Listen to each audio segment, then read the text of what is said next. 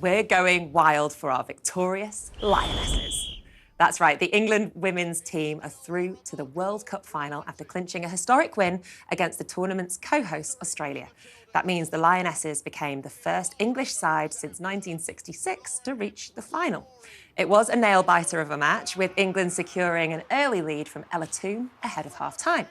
Australia's Sam Kerr equalised for the Matildas in the second half, but it wasn't long before England waltzed around the Aussies. Lauren Hemp restored the Lionesses' lead within minutes before Alessia Russo knocked in a third to seal England's place in the final against Spain this Sunday. Now, their manager says they're not taking their triumph for granted. Well, going to a final feels really good. You don't take anything for granted. It's so hard to reach a final, even though you might be the favourite, but we've seen in this tournament too that there are many favourite teams who are really good, who are not in the knockout or in the group stage already finished their tournament. Now, the Lionesses will be hoping to keep fans roaring with a repeat of last summer's Euros success and take on the mammoth task of finally bringing football home. It's coming home. Why aren't you all really excited? Because I'm Scottish. He doesn't like women's football.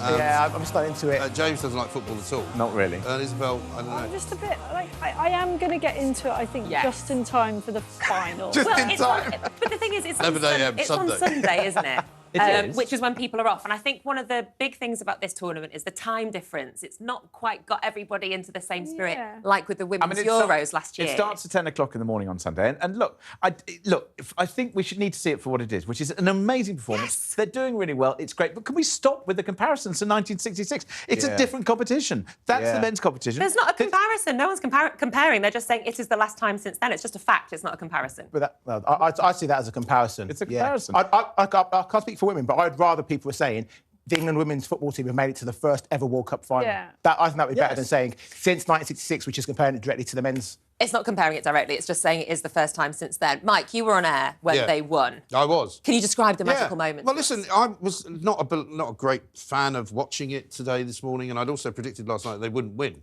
So I didn't think they were good enough. But they actually played really well. And you? They actually played really well, and they played a very different game to the one they've played all the way through. And so, naturally, suddenly they went 2-1 up. And you're thinking, actually, this would be pretty amazing, because as much as, people may compare and contrast and say, well, women's football's not as great as men's football. It doesn't really matter. The point is they've done a great thing. They've got through. We went down to the fan zone. People were getting very excited down there. They were singing football's coming home. And you kind of went, this is great. We're in summer. Why not enjoy it? I think it's a bit kind of mealy-mouthed to try and do it down. I think good luck to them.